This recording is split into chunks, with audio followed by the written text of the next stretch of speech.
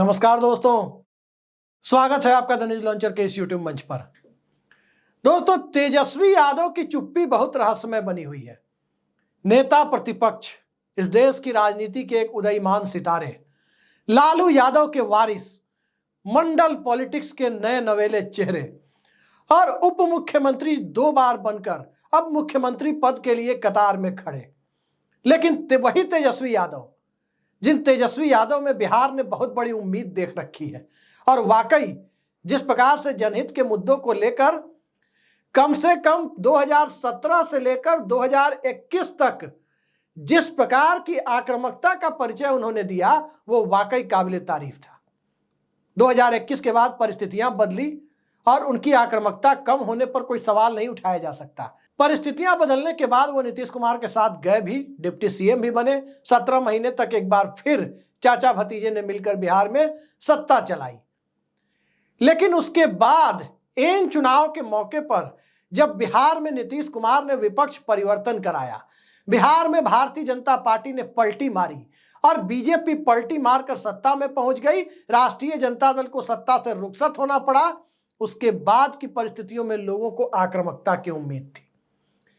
आमतौर पर स्वस्थ लोकतंत्र में विपक्ष को मर्यादित आक्रामकता की जरूरत होती है, सड़क से लेकर संसद और विधायिका तक। लेकिन क्या आपने पिछले कुछ महीनों से तेजस्वी यादव को राजनीतिक तौर पर एक आक्रामक विपक्ष की भूमिका निभाते हुए कभी देखा है? कितने लोगों ने देखा है? आखिर तेजस्वी यादव इतने शांत क्यों हैं? लोकसभा का चुनाव होता है तो तेजस्वी यादव अपने चाचा की शान में कसीदे भी करते हैं। कभी कभी व्यंग बाण की तरह बोल देते हैं कि फिल्मी गानों को दोहरा कर कि मैं इधर चला मैं उधर चला। लेकिन मोटे तौर पर वो यही कहते हुए नजर आते हैं कि जब भी चाचा को जरूरत होगी वो उनके साथ खड़े होने के लिए तैयार है। लेकिन उसके बाद की परिस्थितियों में मुकेश सहनी के पिता के साथ जो घटना हुई, बिहार में लॉ एंड ऑर्डर को लेकर जो सवाल है, हर विपक्षी दल को राज्य सरकार की कमजोरियों को जनता के बीच में लाने का अपना नैसर्गिक धर्म निभाना चाहिए। लेकिन तेजस्वी यादव उसमें पिछड़ क्यों रहे? क्या कोई अंदरूनी डील हुई है नीतीश कुमार के साथ? और क्या उस डील का पटाक्षेप अगले कुछ महीनों में होगा? मैं नहीं जानता। लेकिन 2021 की परिस्थितियों को नजर डालें, 2022 की परिस्थितियों को नजर डालें, तब तो साफ दिखाई दे रहा था, सबको दिख रहा था कि तेजस्वी यादव और नीतीश कुमार में कोई डील चल रही है और वो सबके सामने कुछ दिनों में आने वाली है। 9 अगस्त 2022 को वो डील सबके सामने आ गई थी। उस वक्त तेजस्वी यादव को आक्रामकता कम होने के कारण माफ किया जा सकता था। लेकिन 28 जनवरी 2024 के बाद की परिस्थितियों में तेजस्वी यादव में आक्रामकता कम हो जाने को लेकर जिस प्रकार का संदेश बिहार में जा रहा है, कम से कम तेजस्वी यादव के कोर वोटर क्या उन्हें माफ कर पाने की स्थिति में है? कई सारे सवाल हैं। 15 अगस्त से तेजस्वी यादव बिहार के अलग अलग हिस्सों के दौरे पर निकल रहे हैं सरकार की कमियों को उजागर करने। लेकिन क्या कोई तैयारी दिख रही है? क्या जिला स्तर पर संगठन को बहुत गंभीरता के साथ तैयारी करते देखा जा रहा है?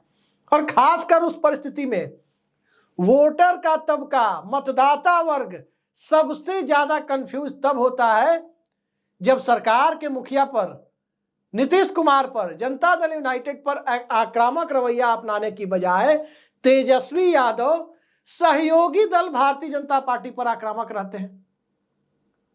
यह बड़ा आश्चर्य लोगों को लगता है कि जब सरकार के मुखिया पर ही आप अटैक नहीं करेंगे, उन पर आप अपनी जुबानी जंग को तेज नहीं करेंगे, तब तक जनता कैसे आप पर एतबार करेगी? यह साफ साफ दिख रहा है। सुनील सिंह, राबड़ी देवी के मुंह बोले भाई, सुनील सिंह की सदस्यता खत्म हो गई मुख्यमंत्री के ऊपर एक टिप्पणी के मामले में। उनकी विधान परिषद की सदस्यता खत्म हो गई, वो विधान पार्षद नहीं रहे। वो इतना बड़ा प्रेस्टीज इशू, प्रतिष्ठा का सवाल राष्ट्रीय जनता दल के लिए होना चाहिए। लेकिन राष्ट्रीय जनता दल की तरफ से क्या चल रहा है? बहुत सतही स्तर के बयान, बहुत सतही स्तर के बयान जो कहीं ना कहीं जनता दल यूनाइटेड को फायदा पहुंचा रहे हैं। राजद प्रवक्ता शक्ति यादव कहते हैं कि नीतीश कुमार क्षत्रिय विरोधी है, मतलब राजपूत विरोधी हैं, इसलिए उन्होंने सुनील सिंह की सदस्यता खत्म की। 2-4 पुराने उदाहरण भी दे देते हैं। लेकिन जब ये बात वो कहते हैं तो क्या नीतीश कुमार के गैर यादव पिछड़ा वोट बैंक को कंसोलिडेट करने की कवायद करते हुए नहीं दिखते क्या? आज की तारीख में जब मंडल पॉलिटिक्स उफान पर हो, यूपी से बिहार तक, कहीं पीडीए के रूप में तो कहीं आरक्षण बढ़ाने के रूप में, तेजस्वी यादव आक्रामक नहीं दिख रहे हैं। अखिलेश यादव ने जिस प्रकार से आक्रामकता दिखाई, राहुल गांधी के चेहरे को ढाल बनाया, दलित वोटरों को एक गारंटी दी, राहुल गांधी के चेहरे के सहारे संविधान बचाओ एक मुद्दा बना यूपी में। बिहार में आज उस तरह की आक्रामकता तेजस्वी यादव दिखा पाने की स्थिति में खुद को नहीं रख पा रहे। और यहीं से वो सवाल खड़ा होता है कि क्या अंदर खाने डील चल रही है कोई? क्या नीतीश कुमार, जो भारतीय जनता पार्टी के साथ बहुत सहज नहीं है, वो अब तेजस्वी यादव एक बार फिर उनके साथ काम करने के लिए तैयार बैठे हुए हैं? इस तरह की आक्रामकता की कमी, खासकर जब बिहार चुनावी वर्ष में प्रवेश कर रहा है, कोई नहीं जानता चुनाव 24 में होंगे या 25 में होंगे। 25 में यदि तय समय पर भी हुए तब भी 15 महीने बचे हुए हैं, और 15 महीने जब चुनाव में बचे हुए हों, अधिकतम समय 15 महीने हो और उसके पहले भी चुनाव हो सकता हो, उस परिस्थिति में मुख्य विपक्षी दल, विधानसभा की सिंगल लार्जेस्ट पार्टी आक्रामक ना हो तो इसे किस रूप में लिया जाएगा? कोर वोटर्स के बीच कंफ्यूजन बढ़ रहा है, बढ़ेगा। और इन सब के आगे जाकर देखने की कोशिश करें तो माई समीकरण के आगे बाप समीकरण की बात कर रहे थे। बहुजन, पिछड़ा, दलित, अल्पसंख्यक, सबकी बात कर रहे थे वो। लेकिन हुआ क्या? किस प्रकार से बिहार के वोटर्स ने फैसले दिए? राष्ट्रीय जनता दल शून्य की जगह 4 सीटों पर पहुंच गई। राष्ट्रीय जनता दल सदन के अंदर संभवतः इकलौती पार्टी है जिसमें राजद के फ्लोर लीडर पीछे बैठते हैं और उनसे आगे की सीट पर बैठते हैं दूसरे लोग। और आगे की सीट पर फ्लोर लीडर अभय कुशवाहा नहीं बैठते। अभय कुशवाहा कब कहां बोलते हैं, शायद एक आध बार नई लोकसभा में पहली बार चुने जाने पर बोला भी हो। ज्यादातर लोग पहली बार चुने गए हैं राजद के, सिर्फ सुरेंद्र यादव तीसरी या चौथी बार चुने गए।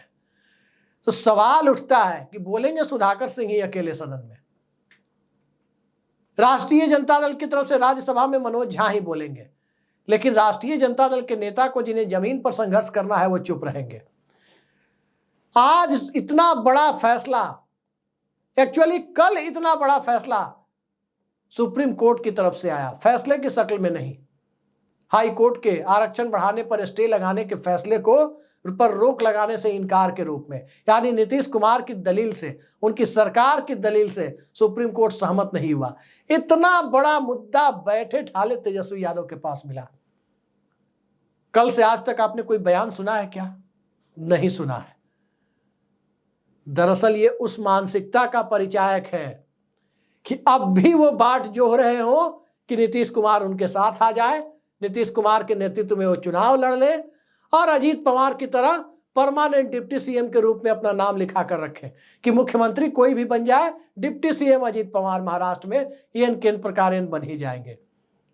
सवाल उठता है कि क्या तेजस्वी यादव अजीत पवार बनना चाहते हैं, या तेजस्वी यादव बिहार की राजनीति में उद्धव ठाकरे बनना चाहते हैं, बिहार की राजनीति में तेजस्वी यादव रेवंत रेड्डी बनना चाहते हैं, डीके शिव कुमार से आगे सिद्धारमैया बनना चाहते हैं, अखिलेश यादव बनना चाहते हैं।